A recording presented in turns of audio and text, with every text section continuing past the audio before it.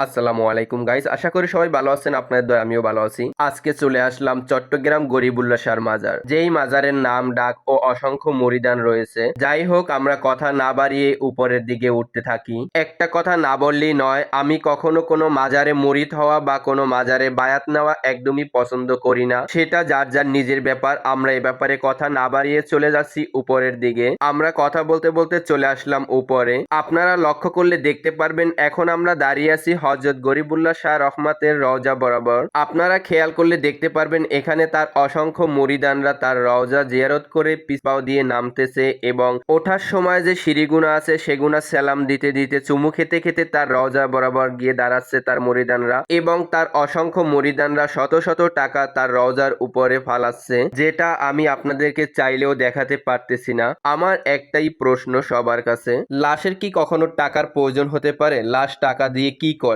এটা যদি আপনাদের কারো জানা থাকে অবশ্যই কমেন্ট বক্সে বলে যাবেন। আর ভিডিওটি ভালো লাগলে অবশ্যই শেয়ার করে ফলো দিয়ে পাশে থাকবেন।